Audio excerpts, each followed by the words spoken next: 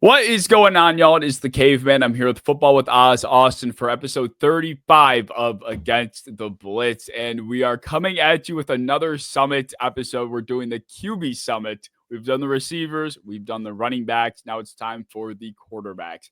This should be fun. These episodes have killed it for us. We've had a blast doing them. And I think this episode is going to fall right in line. So I'm excited to get into all of the topics that we keep expanding on as these episodes progress. There's so much that we did, so I'm not sure how much we get to, but the one thing that we did make sure we want to touch on is every quarterback. And there's enough discourse around like the starting quarterbacks and the top 15 quarterbacks to talk about for like a million years. So we made sure to include a few topics that no one talks about, a few QBs that no one talks about. So it should be pretty interesting. It is going to be interesting, that's for sure. I'm excited to see where this takes us. So as we have started with our other Summit episodes, we're going to start by building the perfect quarterback. We're going to do it two ways, though. First, we're going to build the perfect quarterback with starting quarterbacks, and then to follow up, we'll do with backup. So to start with the starters, we have build, strength, rushing ability, accuracy, arm strength, mechanics, IQ, pocket presence, clutch factor, and aura. So this can get controversial real quick. I know. So let's start with build. I took Anthony Richardson for build, actually, because I had to make sure I was really putting the best guys in every spot. So I had to sacrifice here and there. So Richardson, I feel like he's got a big burly frame. He could take hits, even though he gets injured a lot. He's got the frame to take more than the average guy. So I went with Richardson. I too went Richardson. The he's built like a tight end. Like he has the Montez Sweat build, and he happens to play quarterback. So it's the only answer. Yeah. Well, I'm interested to see where you went with strength. I feel like I know where you went, but who'd you take for strength? I went Jalen Hurts for strength. I'm thinking straight lower body squatting. I'm not thinking about anything else.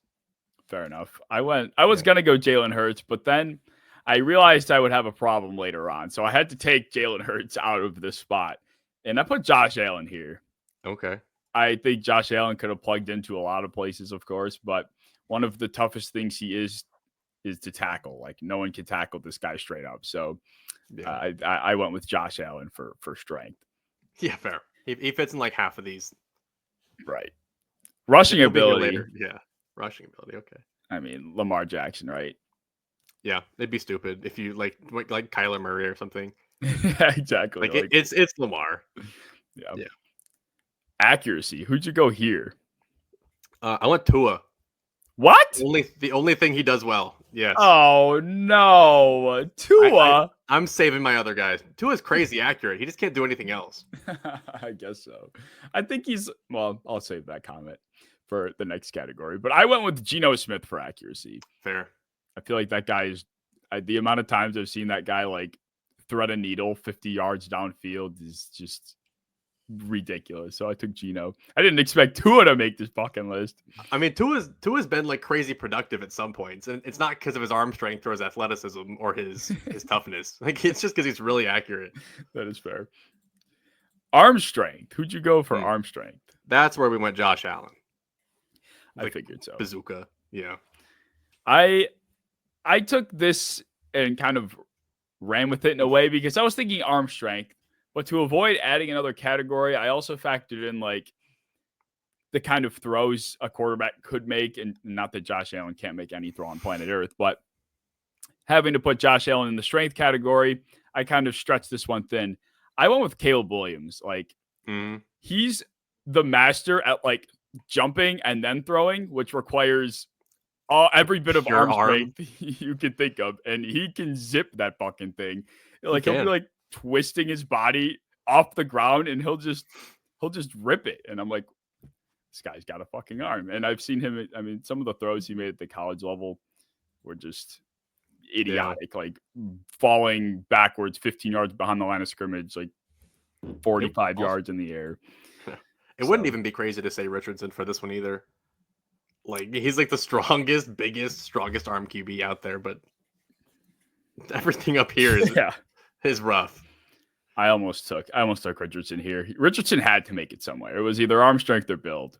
As crazy as that sounds, he did have to make it. He has the traits. I know that. I almost just didn't put him because I'm like thinking of starters. I'm thinking of like all the good quarterbacks. So I'm like, oh yeah, I forgot he's still playing. Yeah. For mechanics, who did you go with for this category?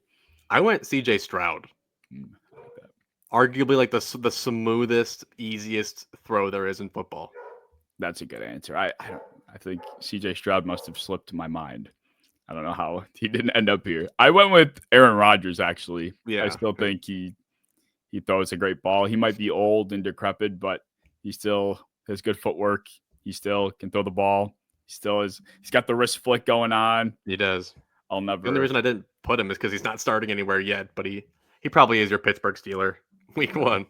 Yeah, this probably could have been Stroud. I like your answer better.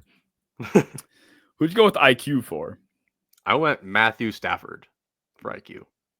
That's it's like the equivalent of like old man strength. Like he never used to be that smart, but he's just played for so long that he's just getting like crazy smart. Mm-hmm. Yeah, I was trying to think of quarterbacks that I would choose to run an offense without an offensive coordinator or a play caller for that matter. And Stafford was in there. I was thinking about, of course, the other top guys, but I went with Joe Burrow, kind of piggybacking off of the conversation we had in the last episode. He just kind of does everything every play to begin with right now. Yeah. So, it takes a smart guy to handle that type of offense in Cincinnati. Pocket presence. That's where I went Burrow. Okay. It's like having to play behind that line for so long and it's like still being like able to throw for 5,000 yards. That takes like a special pocket presence. Yeah, that's true. I went with Mahomes for this one, which I probably could have put him for the next category too, but I feel like Mahomes, that was probably a misplayer. But side note, who would you say is the toughest quarterback to sack in football? I mean, probably Josh Allen because he's like elusive, but also when you get there, you can't like just like drag him down. Like you need like 2 guys or to hit him hard, which is also hard because he's like 250. Yeah. I mean, low-key Kyler Murray too, but yeah, Kyler. Well, that's kind of why I also think Mahomes is in that conversation. Like, I feel like just when you think you have Mahomes, he'll get away on his tippy toes. Same with Kyler. It's like he somehow he'll do this like full circle in the pocket and then run out the backside without knowing if anyone's there. But somehow no one's ever there, and he knows it. No, he does know that. It's so weird. Like, it's kind of reminiscent of Deshaun Watson. He kind of had that sixth sense in Houston. Like, he was so hard to sack. And yeah, I think Mahomes would be my choice just because being a Bills fan, the amount of times I've seen him get out of muddy pockets and get away from Bills defensive linemen, I'm scarred. So maybe I'm biased in that way, but I know. Oh my God, it's a frustrating. It's ugly. Or like if you do it, like it's just 15 yards and it doesn't count. So like he is hard to sack by that matter. Yeah, and then he'll do the thing where he acts like he's going out of bounds, then he'll get hit. Oh my God. And he draws the flag. That's so stupid. Well, I can assume I know where you went for clutch factor then. Mahomes. Right? Assume. Yeah. Yeah. Okay. Yeah. Like the only quarterback I want truly like the last 13 seconds of an NFL game. Yeah. Yeah. Not to bring up any old scars. Whatever. I'm over it. Not really. Clutch factor, I went with Jaden Daniels. I don't know. I feel like there were so many third downs, so many big moments throughout the course of the season where he just came through every time. And for a rookie, that was just so beyond impressive to me. I'll probably talk about that a couple more times in this episode. But Jaden Daniels, to me, impressed physically, but mentally. Like, his mental toughness was second to none this past season, in my opinion. But this is where I had to make some concessions because the aura category I struggled with. Who did you put for aura? I put, for similar reasons, I put Jaden Daniels for aura. Like to come in as like a skinny little rookie. Like a lot of people were mad that they picked him over Drake May, and he comes in as like a top 10 QB in the NFL off the bat. Super cool, super smooth, looks good doing it. He has it. Only because I put Burrow earlier, mind you. Burrow has the most aura, but Daniel. I didn't know how to determine aura because we first had this category as drip. And then we're like, wait, should we do aura? Because that's the word with the kids nowadays. The kids? So, oh my god. That is an unk statement. Jesus. Wow. So we went with aura. And I was trying to think of guys that were A, intimidating on the field, B, carried aura off the field, and C, dressed nice. I guess that kind of goes hand in hand. Okay. I had to go with Jalen Hurts. Like he kind of, and he's handsome. Okay. Long, tan, and handsome. So he's hot and buff and muscular and. But like aura is not something you can measure. Aura is something you feel. It is there's the glowing orb, like the glowing orb that is like circling around the officer's service weapon every time I pass a cop. I just want to grab it. It's the same thing. Like you just feel aura. Jalen Hurts tries so hard to be Anakin. Low-key Jackson Dart could fit this if he becomes starter. Well, you just have it. It comes naturally. You're right. That's why I feel like Jalen Hurts, like you think Jalen Hurts is corny then. Like, no, Jalen Hurts. He's like a young Russell Wilson. No. That's trying to. He's like Jason Tatum. No. Jalen Hurts doesn't even try to do anything, but he's just a chill guy. Like, Jalen Hurts has got it. I do see it though. I thought about it and I was like, no, he's like he tries so hard to get that aura. He does have it. Like it does exist. It does exist. Like he does have it, but he's like I know for a fact he sits in his room thinking of like different ways to answer press questions in like the coolest way possible.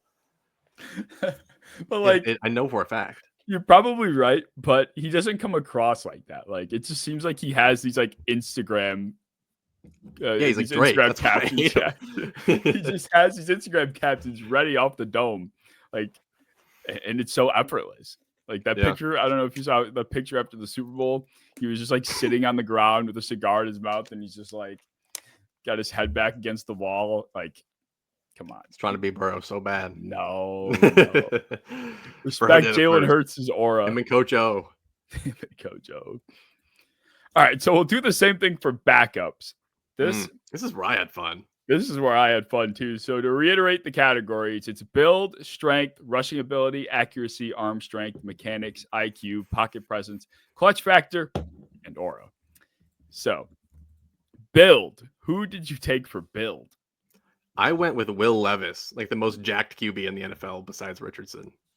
Like 6'4", like 230, big boy. Yeah, I kind of went the same route. Jacoby Brissett is also big and burly. He's like 6'4", 235, something in that range. So he was making this list somehow for me. Just for you maybe semi-long-term watchers, you would know that Jacoby Brissett would make a backup list for me. Yeah. Strength. Who'd you go with here? Strength, I went with my boy Jameis Winston. Okay. He has that old man strength where it's like you look at him, you're like he's a little squishy, but like it is hard to move that guy. He is a strong dude. And I also factored in like mental strength as well, like just like a pure toughness. Like he comes across like he's not that tough, but he actually like really, really is. Oh yeah, Jameis Winston's absolutely one of the most mentally tough quarterbacks. Like to be able to throw 4 picks and come back and still just chuck the ball like it didn't happen. Yes. Like that is a difficult. It's called short memory. Like having a short memory as a quarterback, as a pitcher, as a goalie, like in all of these sports that are very like your job is important kind of thing. You got to have a short memory. Your job can dictate a win or a loss more than any other. So you're right. That's a fair point. I didn't factor that in. I kind of wish I would have. Well, where'd you go? I went with Jalen Milroe for strength. Yeah. That motherfucker is huge. Like the pictures I saw of that guy like his pro day and like during the draft process, he has arms like his biceps are probably like twice the size of my head. So Milroe. His mechanics are so weird. His arms are just like literally too big. Yeah, literally. Like he has to like work to lift his arm up to throw the ball because it's Yeah, too heavy. he has like the old like Malik Willis build, but like bigger. Yeah. Well, rushing ability. Who'd you take here? That's where I put Milrow. That That's dude's like where arguably like the best rushing QB I've seen in a long time. Mm-hmm. Yeah, that guy's like a runaway train when he gets downhill. Yeah. I had Jalen Milrow here until I did my homework. And I got deep on the depth chart. And I'm interested to know if you've ever heard of this quarterback. Colts' second-year practice squad quarterback, Jason Bean. Asking me if I know about Jason. You don't look at my posts then. When did you post about Jason fucking Bean? On the last slide of like multiple of my recent posts, I'll say you've been beaned, and I'll put Jason Bean, Billy Bean, Brandon Bean, Mr. Bean. I guess I missed I don't know Jason Bean, Kansas alum. They used to run multiple QB sets with him and with Jalen Daniels over there. I don't know Jason Bean. That dude can run though. Yeah, he's a fucking track star that somehow became a quarterback at some point, and that guy can move. His preseason was good. Like he played really well in the preseason. He's better than Riley Leonard. Get him out. He's still QB3. No one is worse than Riley Leonard. I think he's not good. I don't understand the Riley Leonard love. I'll never forget the pick he threw against Penn State where, oh my God, he was like throwing back across the field and it was just in a triple coverage. And there was a flag thrown and he was bailed out.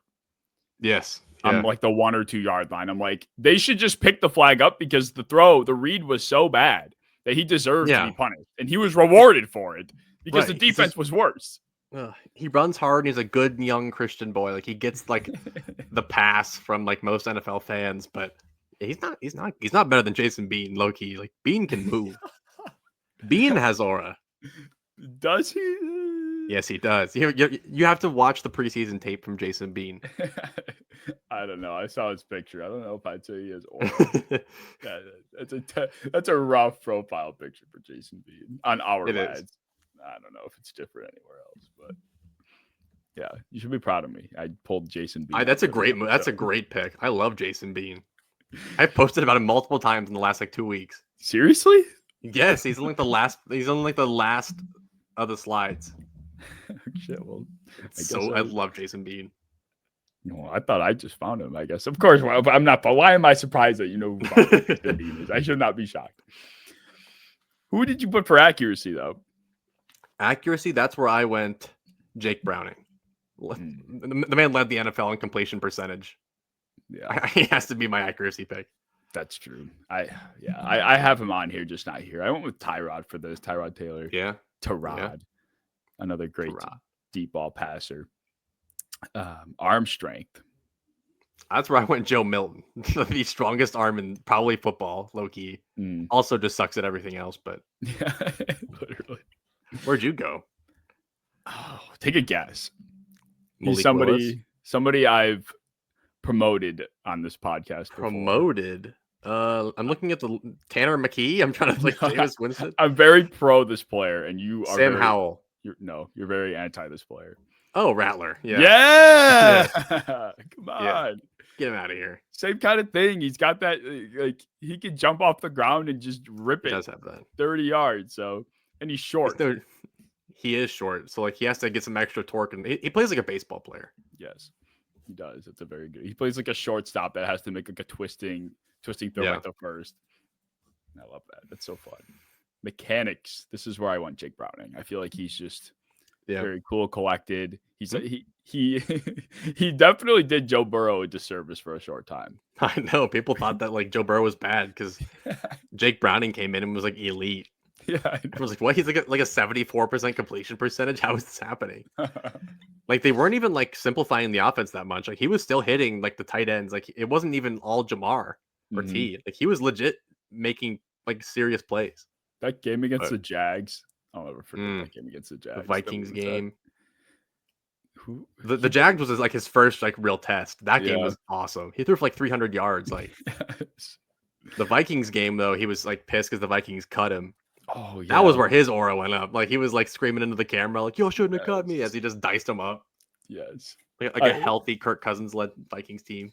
I just watched that clip because I was prepared for this. And you shouldn't have fucking cut me or something like that. So God, I love Jake Browning. I've gained a You lot wouldn't of expect that out of that little guy. You'd expect like a calm, collected little dude, but he has some fire to him. I think I've become a Jake Browning fan over the last like 12 hours, actually. That's good. I already kind of was, but mechanics. I went Mac Jones for that one.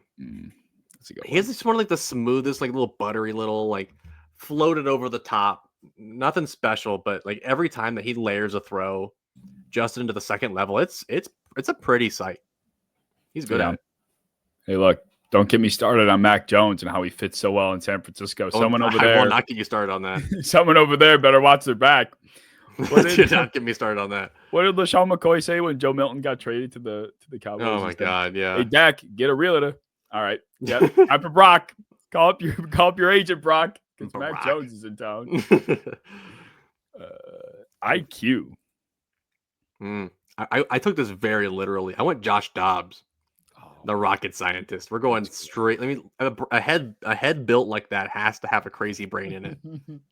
A guy named it does. Astronaut. Yeah. Yes. Definitely. That's a good one. I went with Aiden O'Connell. Yeah. I kind of the same thing for Burrow. Like I feel like statistically speaking, I don't know if this is fact or not, but I feel like there was a lot of pure drop back football going on for Vegas, and because the run game was just so putrid, so he had to kind of be the offense, and I think he did a pretty good job, and he was really keeping that team kind of afloat, which is kind of shocking to say about Aiden O'Connell, but he wasn't as bad as people really think he was. No, he's one of the spoiler alert, like one of the better backup QBs in the NFL now, but people still think he's weird because he is weird looking. Yeah. It's hard to watch him play. So is he skinny? Is he fat? Is he like, what is he? What is that thing? But he's just decent. He's also a Raider. Yeah, and he had literally nothing to throw to. Yeah. Pocket presence. I struggled for this one. Like pocket presence is one of those things that like can really get you benched quick. So a lot of guys that are getting sacked a lot that aren't great in the pocket probably aren't starters, and none of the guys we're talking about are starters. So who did you go for this one? I took your boy, Jacoby Brissett. That's a good one. That big bitch can stand in the pocket and get hit. And he does not care. That's how he gets on the field. That's how he finds a starting role every other year. Just not this year. Yeah. Maybe. This is his off year. Yeah. He always like he has an off year. People forget that he's not that good, and then he goes back in, starts, is good for a little bit, that gets really bad, back up again. He has like his own cycle. He's going to do irreparable damage to Kyler Murray if he steps in and Marv has 100 yards in a game. He's going to do just terrible damage. Kyler Murray COD jokes will be. He has to beat out Clayton Tune first. Oh, come on. Give my guy, Clayton my guy more credit. He did. He's so much better than Clayton Tune now. I went for pocket presence. I took Will Howard. Kind of the same idea, a tall quarterback that will stand in the pocket and deliver. Yeah. So I really honestly struggled with that one a lot, but clutch factor. How often do they get to prove their clutch? Like right. Their backup. They don't get to be clutch. Right. I almost lean into a rookie just because we've seen them more recently in situations where they've been starting and having to make a clutch play. But I decided to stick to the one guy that stuck out to me when I wrote this down. And I just took Taylor Heineke. Like, there's been no flash since the 2021 to the wild card years. Yeah. But that's enough for me. For a backup quarterback, if a guy can go toe-to-toe with Brady. That's why I thought about putting Mariota in here, because I'm like, that one game against the Chiefs, like a decade ago, he was pretty clutch in. Like, I almost put him just for that one reason. But yeah, I did Will Howard here because I'm like, I feel like clutch is also like a mindset. And I feel like definitely Will Howard has that like ice in his veins kind of mindset. Yeah, I almost went Will Howard here too, but I was so stressed about pocket presence. I put him in that one. But yeah, he was also at the top of that list. Aura. Do backup QBs have aura? Yes, they do. The most aura. Then who could I you had claim? 3 answers, but I ended up having to pick one. Okay. Of the boy Tyrod Taylor. Or Tyrod Taylor. Not only does he have like this was my pick for drip too, because he is like the most iced out QB on the field, especially like on the Jets. Like he is taken it up a notch since he left Buffalo. But also apparently he's like the best smelling player in the NFL. I did not Smelling? know this. Yeah, apparently people say he's like the best smell and he gatekeeps it. He won't tell anybody what it is. And he just has aura. Everyone talks about him. Like, oh my god, I walked past him. He smells so good, and he wouldn't tell me.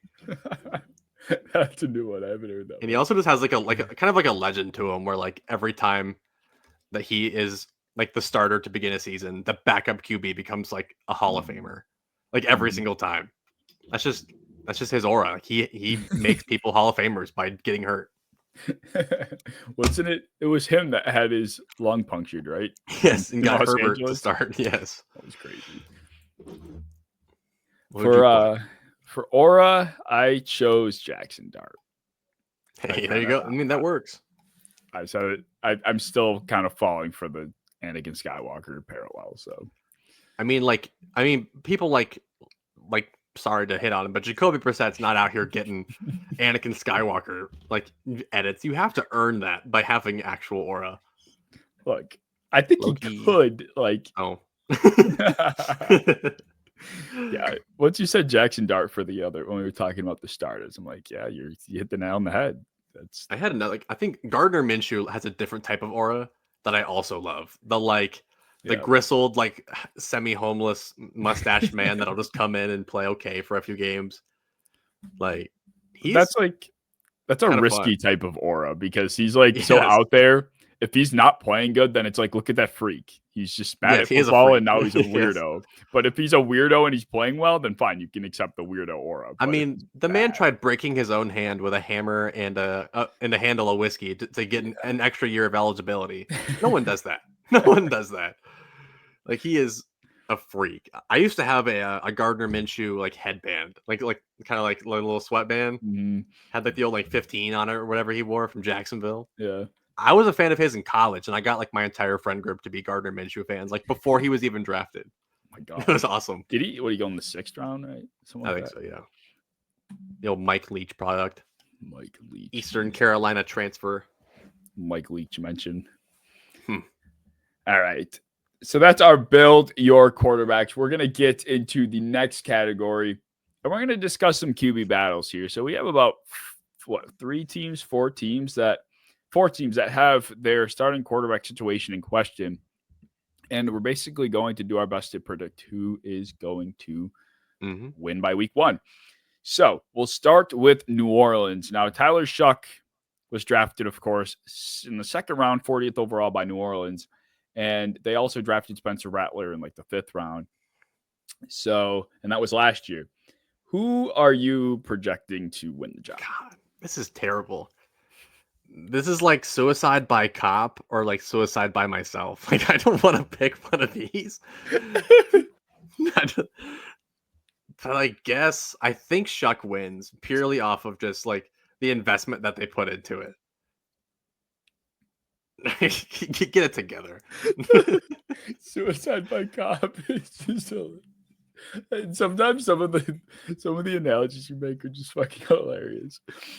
But you're right, though. Like they have no ties to Rattler. They don't give a shit about Rattler. Like, that was the old regime. Like like they don't care about him at all.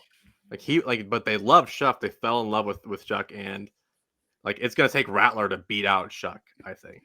But yeah, I think they're both bad, and I don't think that's gonna happen. I unfortunately agree. As much as I am a Rattler guy, I don't think he has a chance. I mean, they're going into the new regime without seeing much of Rattler, is going in drafting a new quarterback. Like that already says enough with their 2nd round pick. Right. So it's over. Normally like it's a thing where you let the vet start. Like Tyrod Taylor will start, and then like Baker or Herbert will come in behind him when he gets hurt or when it's ready. But Rattler's like not a vet. Like, his whole thing was he's like the Jermaine Burton of quarterbacks, like still very mentally immature. They kind of look alike too, weirdly, but like they're just immature, kind of an asshole. and that's just like not the guy that you just hand the starting job to. Mm-hmm. So I think Chuck has the least aura of any quarterback I've ever seen in my life, but he's still going to win because Kellen Moore also has none. So he appreciates a good, boring Idaho boy. Yeah, that. Although I will say, if there was one guy that could blow this opportunity for Rattler to take it back, it would be Shuck. I think he's that bad. So yeah, I do think there's a chance that at some point Rattler does come in, not from injury, like just by benching. mm-hmm. But I think week 1, Shuck definitely takes it. Side note or question. I would say, well, first I'll ask you, if there was one team you had to pick to finish last, picking first overall next year, who would you choose? The Saints. Quarterback play, all their stars are old. Their defense isn't even good. New head coach. There's like literally nothing going for them except they have like an okay line. Mm-hmm. Yeah, that's it. I was gonna say the same. Is that what your pick? Yeah, like the Saints. I don't know what the odds are, but the Saints have to be like minus 300 to pick first overall. Like that's how bad they are. Yeah. Even like, I mean, that's crazy to say considering some of the other quarterback situations that are up in the air right now. Some of them have like a decent, at least like a coaching regime that has promise. And Kellen Moore does. Just he's so new with a terrible team. Like there's no way that gets more than 5 wins at all. He's like a first time house flipper getting this like absolutely destroyed property, and he has to somehow like flip it in like 3 weeks for his tenant to come in. It's like, it's just not happening, buddy. Like, no, he's doing the old landlord special. He's gonna paint over the roach in the corner. Like it's not gonna be good. He's gonna do like the TikTok, house hacks where he's gonna like put a piece of paper over the hole in the wall, then paint over the piece of paper. Yeah. So he doesn't have to fix the hole. Like he's gonna find every single corner to cut. Yep. Because they have to. Mm-hmm. Well, speaking of quarterback battles, we have something. There's an incident going on in Indianapolis. That quarterback battle, I feel bad for those guys having to make that decision. Who do you think will be the starter? I think they give it to AR. I think that because that's the only way their job can be saved is if AR becomes something. If they just put Daniel Jones out there and he's the same Daniel Jones we know, they're fired. Like they need AR with his upside to save them. But Danny Dimes looks pretty clean so far. I'm not going to say anything yet, but so far he looks like the better quarterback in the like 10 seconds of camp highlight videos I've watched. Well, this means nothing. This is KOC for the KOC's version of Daniel Jones, or at least as much as he was able to become that version. So you never know. I mean, Anthony Richardson is probably the least mentally tough quarterback in football. Talking about mentally being able to handle this type of job at this type of level. I will never forgive a quarterback for tapping themselves out of a football game. That's like an unforgivable act. Like, yeah, he has to like run through every defender's face for like the entire duration of 2025 for me to be like, okay, maybe he got tougher. Yeah, but he needs to like prove it. Like he needs to be trucking he needs to be like Baker Mayfielding and like Josh Allening this entire thing. Mm-hmm. Yeah, I mean, I don't know what's worse, like actually taking yourself out because you're tired, or admitting that that's why you came out. Like at least say like my head's ringing, or like I don't feel good. Yeah, like I had concussion symptoms. Yeah, like at least that's a little bit more respectable. Or like I got hit and all of a sudden I had to puke. Like something. Like yeah, you can't admit. That's did he admit it or did the coach admit it? No, he did. He said like, not gonna lie, I got tired. Something like crazy. That. Like yeah. He has no PR team, and that's why he's never going to be good. He has no good team around him. Yeah, he's got no one to tell him, like, hey, don't say that stupid shit. Yeah. Well, yeah. So your final vote is Richardson? I think they give it to Richardson, yeah. Yeah, I agree. Yeah. They have to. You don't draft a quarterback 4th overall and give him the competition of the league's worst and not give him the job, especially as young as he is. Whether you think he's going to work out or not, you still have to find out, because the competition he's going against is not your future either. So it just makes sense. But in Pittsburgh, this is intriguing. We have Mason Rudolph, and like kind of Mason Rudolph just 5 years later, and Will Howard going against each other. Mason Rudolph is the slated starter. I, in my opinion, would bet that he ends up being the week 1 starter, but this is another one of those. If he kind of starts slipping, I think they would be happy to quickly turn to Howard. Yeah. And this is like assuming Rodgers doesn't do anything, like doesn't get signed at all. Because he's probably, I mean, he is the starter if he signs. But between these two, I agree. I think it's Mason Rudolph with a very short leash, is what I had written down. Because like they're almost the same player. Like there's not a lot that Will Howard can come in and do that Rudolph really can't, except for maybe run the ball. But they haven't asked their quarterback to run the ball in forever. So I think they just want their old tank commander. I think the QB classes next year is stacked, and in the mid first round they can get one. So I think they're just going to go for 9-8 again with Mason Rudolph. He's your best chance to do that. I think that's what they want. Yeah, they like him a lot. They do. So it's weird looking. I don't know why. He might be the nicest guy in the world, but he looks like a straight douchebag. Like and that might be why Myles Garrett tried to kill him. Yeah, on live television. He didn't like the way, or saying the N-word. That'll do it too. But that's one of those situations where like we'll never actually know what happened. But when I die, I'm gonna like use my otherworldly powers to go back in time and like see what happened. Yes. Why? Like, did he actually say a slur at Myles Garrett, or did Myles Garrett just like get bit by something and have to just go kill him with a helmet? Yeah, that was like a legit kill shot. He wasn't trying to hurt him. He was literally trying to kill him. Yeah, that could have been bad. That could have been like straight death on television. Yes. Like, I mean, we did see that. That would have been the second one in like 5 years. Oh, I saw that live, not on television. That was insane. Yeah, that would be like up there on my list of things I must find out. Number 2 would definitely be the Titanic submersible and those dumb fucks. I would have to find out what happened. Like, I know what happened. It just exploded, but I would have to see like what was going on inside and like them controlling like the PlayStation controller to get down to the Titanic. Like, I'd have to see that. I have only one, but I don't remember the names of anybody and I don't know how to describe it. But it happened like not that long ago where like a kid like fell in the water and everyone thought like a shark got him. Oh, the cruise ship. Yes, he jumped off, and like some people thought there was like a shadow of a shark. Some people thought like he went away with the current. Mm-hmm. They literally have no idea. That one freaks me out. Yeah, that's true. I forgot about that. Yeah, I was watching videos of it last night. Yeah, I don't like it. Off. Yeah. Shit, I forgot about that. Yeah, that's definitely on there too. So I'm gonna find that one. That's an interesting topic. Top five. What happened and would you go and find out moments after you die? That's a good one. We're getting sidetracked. But yeah, both Mason Rudolph in agreement for the Steelers, but the Browns, I mean, throw a dart at the board. Who is your projected week 1 starter for Cleveland? I feel like I want to say Flacco, but right now every ounce of momentum is Pickett, which is insane because I feel like he should be like the worst one here. But unless they're just taking the whole tank thing and running with it and just letting Pickett be their quarterback. But Jesus Christ. Like, it kind of came out that Pickett and Gabriel are like the ones running the ones, while Flacco and Shedeur are going to be the ones running like the twos, which is insane to me because like I thought Flacco had it for sure. I'm still going to say Flacco because that was like my initial reaction, and I'm not falling for any camp talk.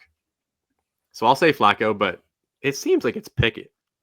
Yeah, that's for your reasoning is exactly why I'm not going to pivot off of Pickett, because when that all went down with the Flacco signing, I still was of the belief that it would be Pickett. And it's one of those situations where Flacco worked, but that was also 2 years ago. He also looked horrible last year. You know, and this team is even worse. So Pickett, at least there's some mobility. You can trust that he can manage better, at least from a very broken operation at the offensive line position. So I hope they put Penny Pickett in there. Yeah, they probably will. I mean, I really think it's his job to lose. So And you don't trade a 5th-round pick for Kenny Pickett and just throw him behind a 51-year-old quarterback. So, yeah, I think it's going to be Kenny. Although that is something that a lot of people think is going to be Flacco. So you're not alone in that. A lot of people think it's Shedeur, which I think has like the worst odds of anybody to start. Yeah. So that's just not happening. Although, did you see it did come out, whether it's true or not, that Shedeur was Andrew Berry's selection, supposedly. How true that is. Well, he didn't look that happy about it. No, he didn't. I think it was like a pick where you're like, okay, like it's just good value. It's a good dart throw. But Gabriel was their guy, which does make sense why it's came out that like Gabriel is comfortably like the preferred rookie and has an actual chance to compete for the starting role. While Shedeur is still trying to like make the team. Yeah. Well, let us know who you think is going to win these jobs, especially Cleveland, because that is literally a dice roll. And they're all bad options too, which is great. They're all bad. Poor Cleveland. They deserve it though. They've put themselves. They deserve that shit so much. What they did to Baker. Absolutely. And for the people that fucking embraced Watson, you fucking idiots. Oh my god. Yeah. Well, we'll move into the top 5 breakout candidates for the 2025 NFL season. So who would be your list? My breakout number 1 has to be Caleb, I feel like. Caleb Williams. Like you can't ask for a better offseason for a quarterback that just struggled from offensive line and play calling issues. They gave him like an elite offensive line and the best play caller in football. So that's number 1. 2, I got Trevor Lawrence. Same deal. Went from shitty coaches to elite coaches and added Travis Hunter. I do have Michael Penix on here. I thought that he was pretty raw coming out, but like his system is really nice for him to succeed. Like he has the running backs, has the receivers, has the offensive line, has the coaching. It's on him now. I got Drake May at 4, where like he looked good. He just didn't statistically do great, but I think he does this year. And then 5, my boy JJ McCarthy. KOC's best disciple yet. Yeah, I do like that. It's kind of odd because like McCarthy, I feel like when he was drafted, there was a lot of, I won't say hate around the pick, but a lot of pessimism, a lot more pessimism around that selection. But now it's like a year has gone by. He didn't play a snap. And I feel like it's kind of shifted the feeling about what's going on in Minnesota, which is, I think part of it is the like how well Darnold did. So people are like, holy shit, if Darnold can do this, like the kid with actual talent can do this too. And also like, I don't know. I think people got tired of like the handoff merchant comments. It's the dumbest stuff I've ever seen. Yeah, true. I just remember I was going back and looking at some of the discourse around JJ McCarthy during the draft. And I think we took quarterback talent for granted around that time period compared to this past cycle. I mean, holy shit. Like people would have been scratching and clawing for JJ McCarthy in the 2025 draft. And in 2024, people were like, what's the difference between McCarthy and Michael Pratt? It's like, holy fuck. Like Jesus, this is what we're doing. Stupid. Like, yeah, it's crazy how much it just like ebbs and flows every year, depending on who's in the class. Right. The conversation. So it's, yikes. My top 5 is pretty similar. It's kind of hard for it not to be. A lot of these candidates are younger. They had very good off seasons that should play to their favor. So Caleb Williams, of course, is my number 1. Number 2, I do have Drake May. I think Drake May is probably the most sound rookie that I feel like I've seen in a while. So I'm confident him and Jaden Daniels collectively. 3, I do have Trevor Lawrence. 4, I do have Bryce Young. I know we only saw a stretch of like 4 or 5 games toward the end of the season, but I'm confident in Dave Canales. I think the offseason they had was very pro Bryce Young. They're really trying to help him out. And I do have JJ McCarthy at 5. It just feels like he is so primed for success. If JJ McCarthy fails or flops, there's going to be some conversation, but I feel like the probability of that is just so low. It's so Justin Jefferson, TJ Hawkinson, a good line, a great defense, the QB whisperer at head coach, decent run game. Like he'll just have to like literally play like shit. Yeah. And I just don't see that happening. Like he's a legit talented quarterback. This might be like the best situation I've seen a rookie step Right. into almost You know, ever in my lifetime. I don't know. yeah, he's like a Ben Simmons rookie, but he is a rookie, like first year starter, has never had any experience outside of one playoff game or one preseason game. Like this is it. Like there'll be growing pains, obviously, but you can clearly see a path for him to be better than Darnold. 100%. Who are your top 5 regression candidates? Well, speaking of Darnold, Sam Darnold. Take you away from KOC and Justin Jefferson. See what happens.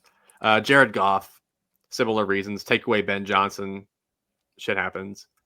I put Matthew Stafford on here simply just because of age. I think at some point Father Time's got to hit you, and I hate that. Yeah. A weird one, Cam Ward.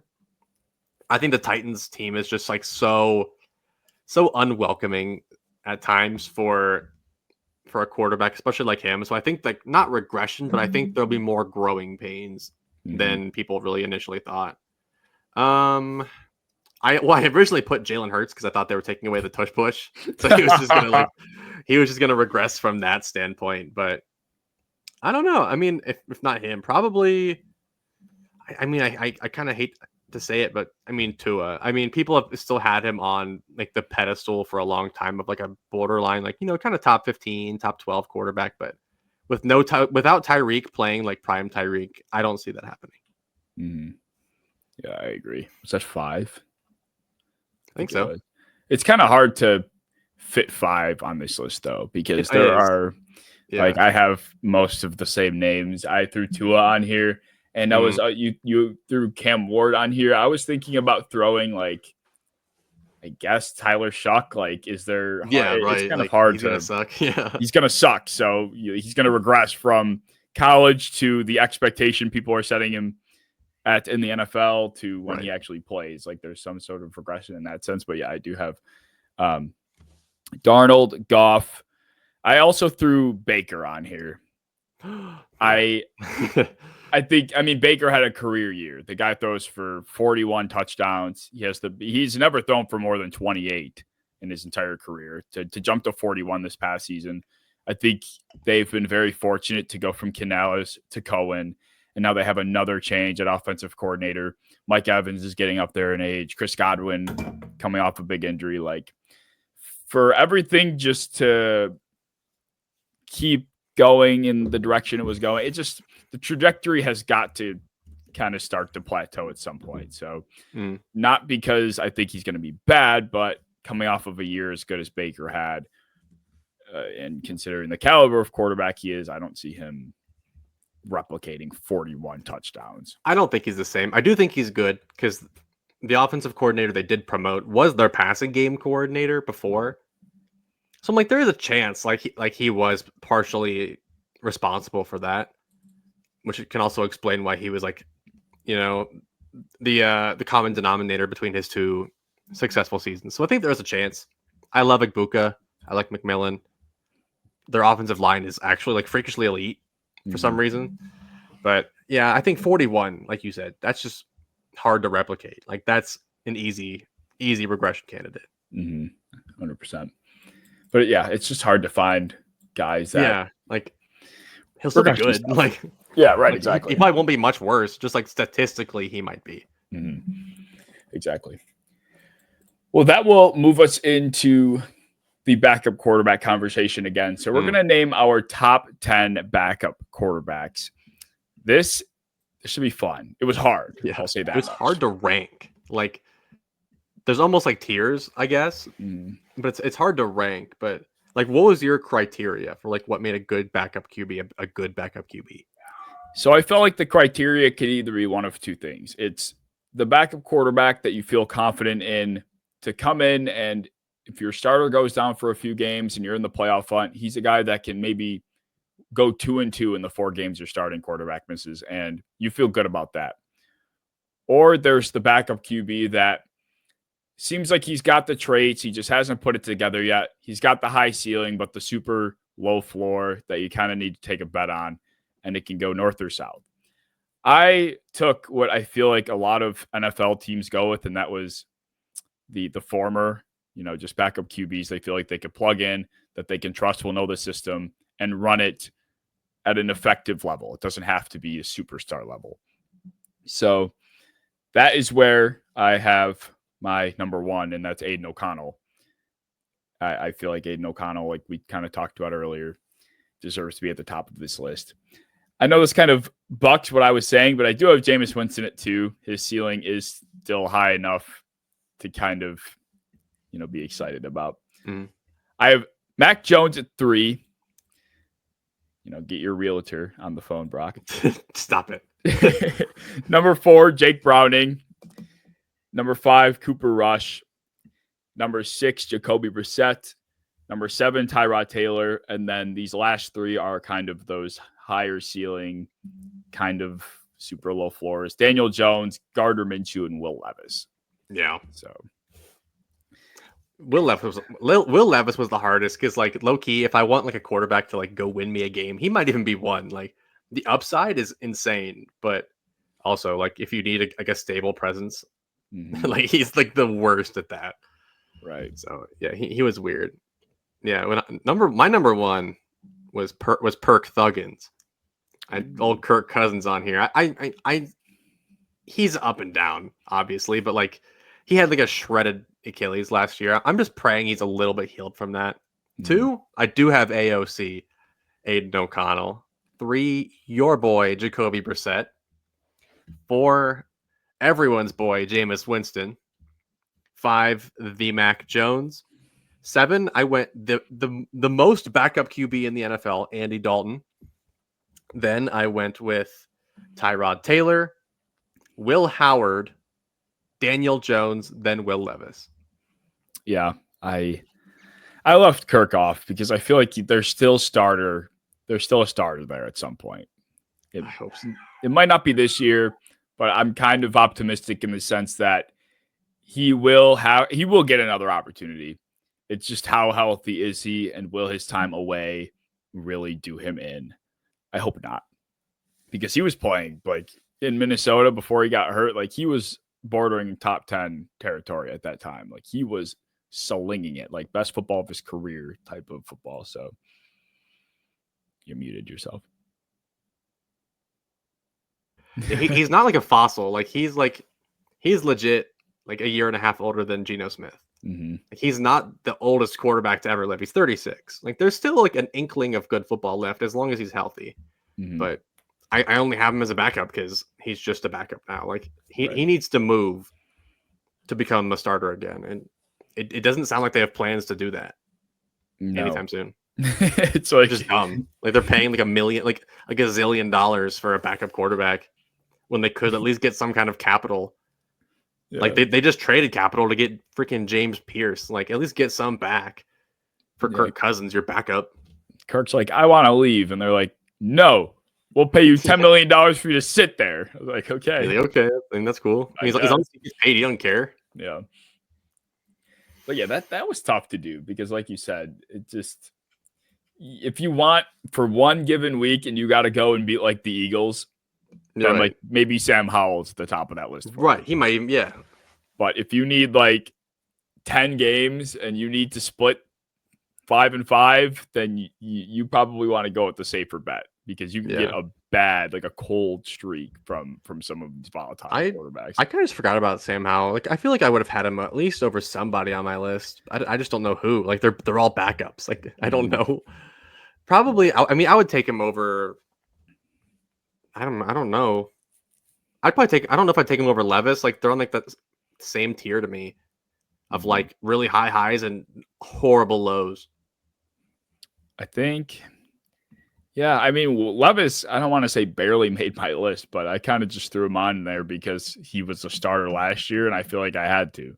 Yeah, I mean, he also like is like 24. Like he has plenty of time to develop still. So like, if I'm taking them to also develop them on my bench, he can be higher, but like to take them tomorrow and just plug into a game regardless of system, I don't want him there. Yeah. I'd rather have Sam Howell for that.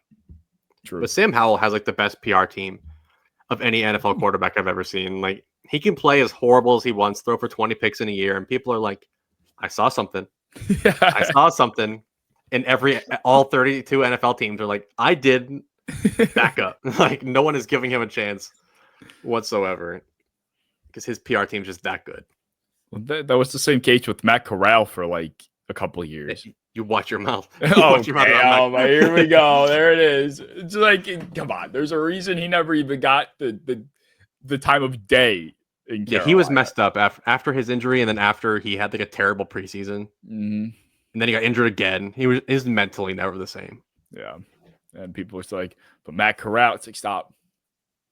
But he could. But he could if Jordan Ta'amu came in the league today. Jordan Ta'amu. Oh he's middle of the pack. God, that's your crazy poll of the episode, I guess. What was the Mike Leach mention? Jordan Ta'amu Mike Leach mention. Little Alex McGuff mention. Florida Atlantic own. Jason Bean. I guess that's not even a crazy poll for you. It's not. I mean, he was a preseason legend last year. I watch like most preseason games. These guys aren't strangers. You're a soldier. You're a better soldier than me. All right, we'll go into. This is where the spice level gets amped up. We'll get the top 5 overrated quarterbacks out of the way. I hate doing this. I love doing this. This is because like these guys aren't bad. Not a single guy I'm gonna list is bad. But people are gonna be like, "Oh, he's overrated. You think he's terrible?" I'm like, no, it's because you have him in like the top 10 and he shouldn't be. Yeah, that's really how my entire list is compiled. They're just listed too high on people's lists. Just hate. Just for once, just hate. I don't hate. I love football too much. I don't have hate in there. Sorry. Except for you Browns fans. I hate you all. You hate Steelers fans too, I think. Yeah, I do. But that was well known. Yeah. Well, I guess I'll let you give your very not so hatred-filled top 5 list first. Well, number 1, Jalen Hurts. He's a good quarterback. Stop putting him top 5, I beg. Number 2 is Jordan Love. I think some people put him in some crazy conversations that he just hasn't produced to earn that. I'm tired of the if man stuff. Number 3 is Jared Goff. I think some people just put him too high also, but he's a good quarterback. Like, I don't want to hate on him. He's just too high. For the same reason, I do have Justin Herbert partially. And that is when people have him like in like the Burrow tier. He's not really in close to the top 4. But he's good. Like he is. He'll come up again. Okay. And then Sam Darnold. For the same reasons. Like he had one really good year, and I keep seeing people still put him like comfortable top 20. I just can't do that yet. Yeah. Fair enough. I have some similar names. My top 5 overrated goes as follows. So I do have Jared Goff as well. He's a regression candidate. He's a guy that has been a product of a system for the last few years. I think everyone can agree on that. And he's good at what he does, but what he does is limited. I have him on here. I also have Brock Purdy for similar reasons. He's not worth $55 million a year. I said it when the Dolphins paid Tua. That was doomsday for the Dolphins. This is doomsday for the 49ers. They will not get anywhere with Brock Purdy in the 4 years that they have him. Like it's just going to be mid-year after mid-year until his contract's ready to expire. So shoot me. I also have Joe Milton on this list. Yes, thank you. Like, fuck, where the fuck did all the Joe Milton lovers come from? Like, why all of a sudden does he have a game against a bunch of preseason level players in week 18? And all of a sudden, like, oh, Joe Milton can ball. Like, it's not even LaShawn McCoy. I had people telling me, like, on that video saying, like, what do you mean? LaShawn McCoy's right. Joe Milton can play. I'm like, can you fuck off? Like, I don't want to. Couldn't play in college. No. He was bad in college at every level. He was unplayable at Michigan. Transfers to Tennessee. Has he took over after Hendon Hooker. Had like the best system to walk into ever and was poop. And then he gets a chance, and like he blew it. Yeah, he played one good preseason little run, and then one good week 18 game against a shitty team's backups. Like, not actually a shitty team, but they were shitty players. Like they had the worst players on the team playing. So I don't know. I 100% agree. Yeah, that is one of those. Talk about a good PR team kind of thing. It's like, oh my god, they're incredible. It's awesome. They're incredible. Like, good for Joe Milton, man. He's he's the greatest backup quarterback. I guarantee you, if you ask people to name their top 5 backup quarterbacks, Joe Milton's probably top 4 for a lot of people. Dude, who are like who are the QBs with like the best PR teams? I feel like That's a good one. I don't know. Like I feel like I need see. the list. I know. Top 5 quarterbacks with the best PR teams. I think Trey it Lance, depends. low-key. It depends how you look at it, because I think Right. like a guy like Justin Herbert, he has it's so polarizing. Like there are so many loyal Right. defenders, so you could argue in that way. But also there's a bunch of diehard haters too. Right.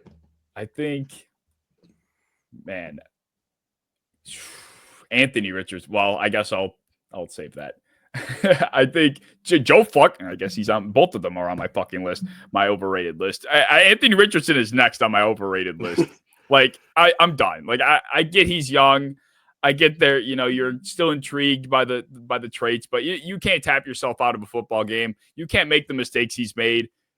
You know, production wise, and throwing the picks he's thrown and making the decisions he's made. Like some quarterbacks are just bad. Some quarterbacks just don't have it. You can keep trying all you want, which the Colts should, but that doesn't change the fact that he's bad. No, he's not good at all right now. No, he's not unplayable right now. Done. He's done. In the Indianapolis Colts organization, he will not be a good quarterback. Within the Colts, yes. I think if he goes somewhere that actually knows how to develop quarterbacks, possibly, but yes, not there. They have no clue. No, they don't. So Richardson is overrated because there's a big hive of people that still believe, oh, he can figure it out. I still believe. Okay. I think he can, but I don't think he does. No. And then my last is Joe Flacco. I just can't believe people just believe this guy is going to like repeat what he fucking did 2 years ago. Like that was already a miracle. Right. And for people to just think he's the obvious must-play starter because everyone else is so bad on the Browns roster right now. It's like he's lumped in with them. He's just as bad. This isn't 2023. Right. So no.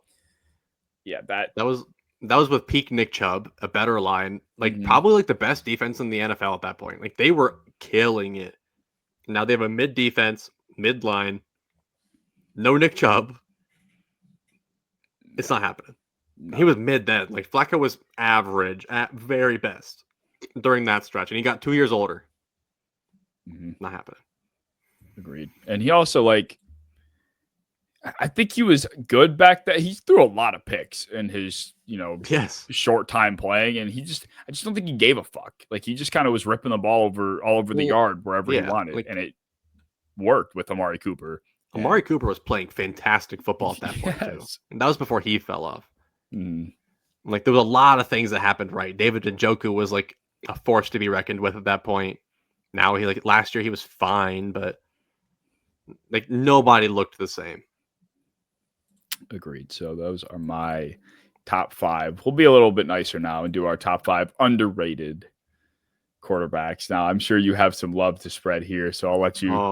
I'll let you spread your love. Number 1, Justin Herbert also. Because there's other people that think he's like not top 10, which is insane.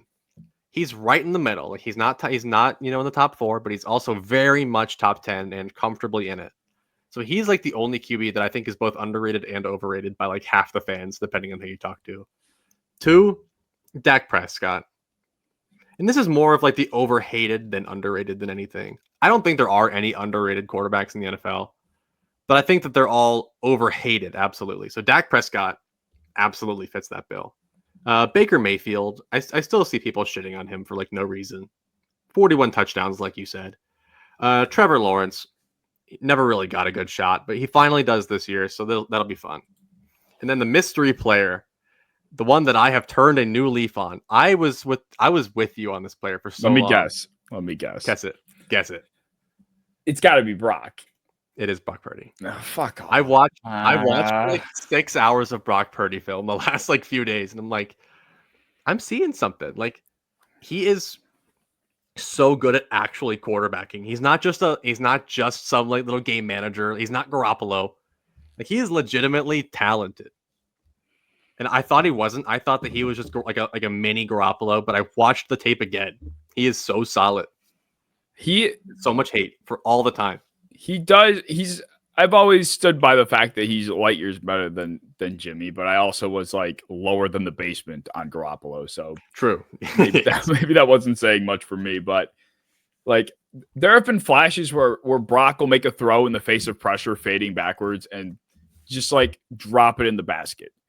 But then there are other times where, he'll miss Ayuk. He'll horribly underthrow Ayuk up the sideline, or he's, somebody that just struggles physically speaking because he's so short and he can't get it over the offensive line. Like there are those limitations he deals with.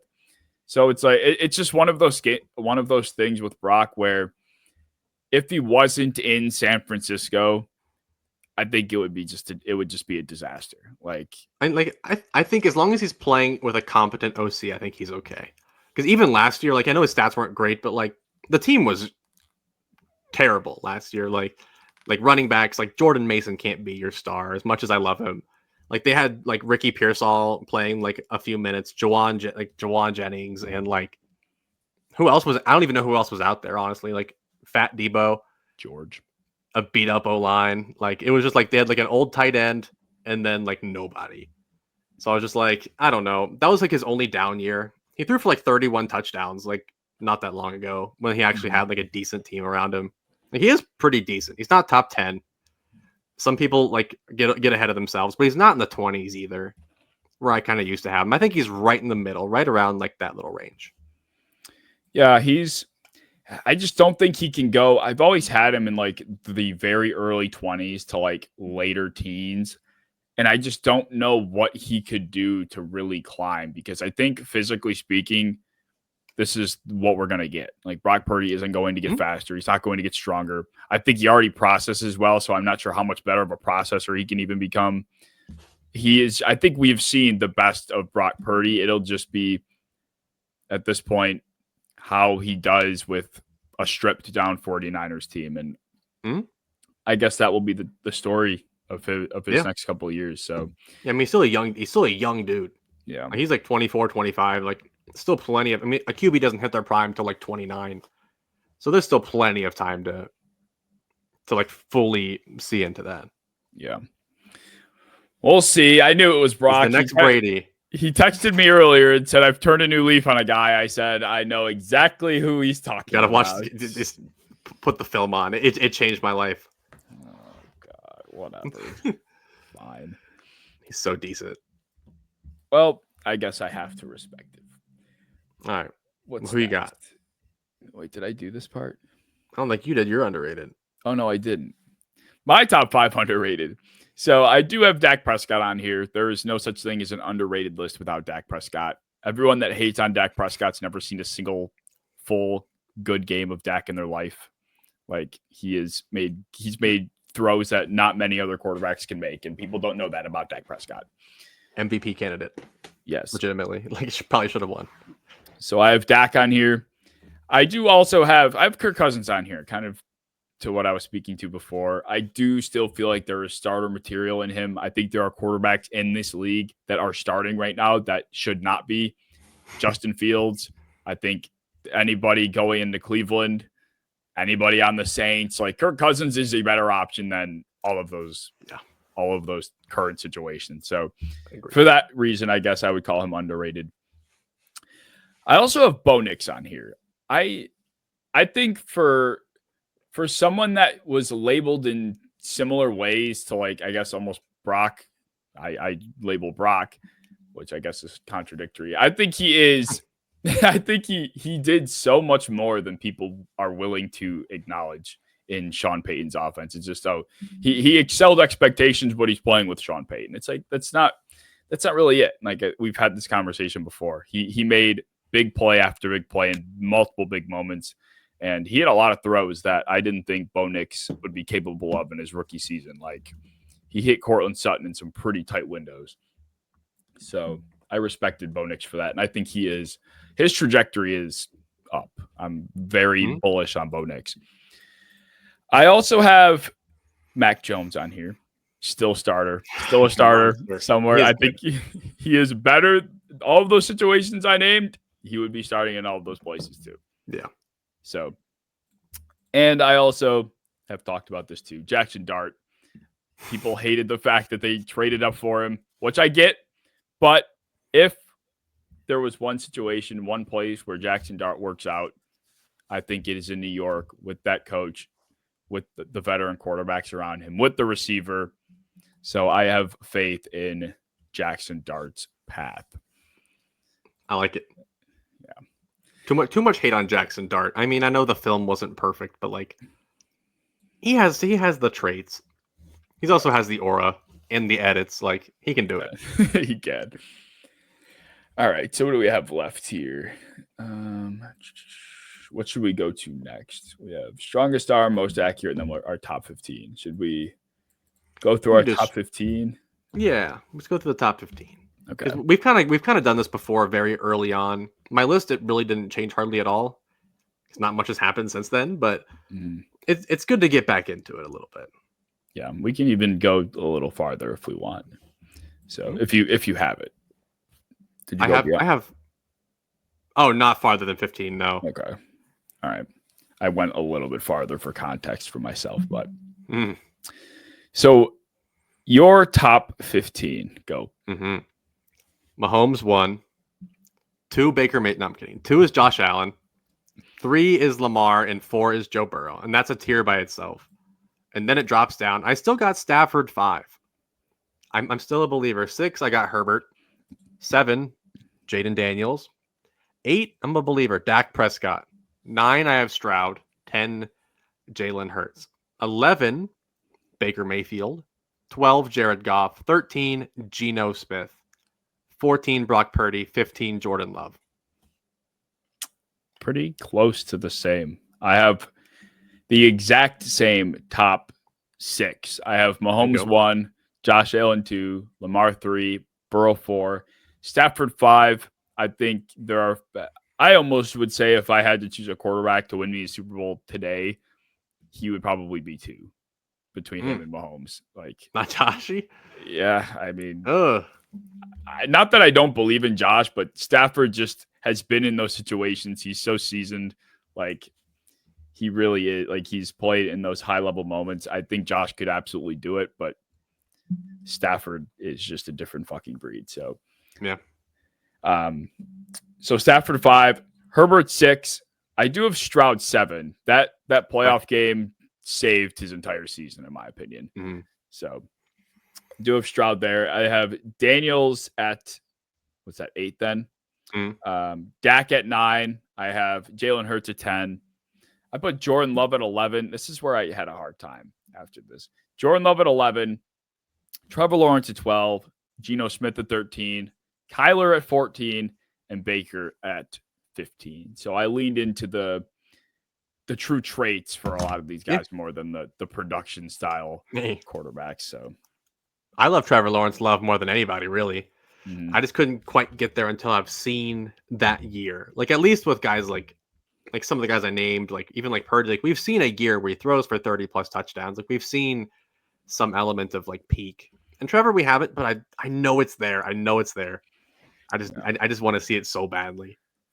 I guess it's like, Terry McLaurin has done wonders for this concept for me. Like, he for years was the guy that if he just had a quarterback, he would absolutely be in top 10 quarterback wide receiver conversations. And I said that time and time again. And same thing with DJ Moore. He didn't quite make it to that level. I don't know if he ever will, but so long we were talking about this talented player that could not produce to the extent that his talent would allow him to because he was held back. So just that whole concept of if that quarterback or if this player was in that better situation, I don't know. I give grace to it, I guess. So even if I haven't seen it yet, if I strongly believe enough that it's there, I'm not going to hold the I haven't seen it part against them. So, and that's kind of like why, like a Brock, for example, is going to have a hard time moving up my list because I feel like we have seen about as close to peak Brock Purdy as we're going to get. He was in the best system he probably could have been put in, and he was playing good football to begin with. He's not going to grow. I don't know if he's going to get any better at processing. He's already good against pressure a lot of the time, so I don't know how much growth there is. But yeah. An interesting name that I kept out of here that I kind of course, heard you say was Goff. Like, Goff's a hard one because on pure ability, quarterback ability, he's nowhere near my top 15. But it's No. like he's just produced so much and he's won so many games that I'm like, there is more to quarterbacking than just like your physical traits. Like there is more to just flashy throws under pressure. Like he does execute offenses extremely well, but he did have like arguably the best cast you could ever ask for in terms of coaching and your support, your offensive line and your weapons. Like he didn't have to do a whole lot, which is why it's hard because some people have him like top 8, and that's getting a little aggressive for me. I thought 12 was low, but out of the top 15, I understand it though. It's one of those things where if they would have gotten eliminated from the postseason in like, understandable fashion, then Right. fine. But the motherfucker crumbled into pieces. And that's part of why I still have Herbert outside of my top. Like I still have Stafford at my 5 instead of Herbert. And that's why I will not put Herbert into Burrow conversations, because there have been like those moments are so crucial to me. They tell a story about a quarterback, even if it's just one or two games. That's why Jalen Hurts, as much as I feel like I want to rip my eyes out when I'm watching him sometimes, he still has played in 2 Super Bowls and has been arguably the best player on his team or on the offense for those games. Like he has excelled in those moments. So I hold a lot of weight in that. So we'll call it then. If you guys, as always, enjoyed, please like, subscribe, comment, share. Make sure you're checking out all of our socials down in the description. All of our individual socials will be down there as well. And we will see you in episode 36.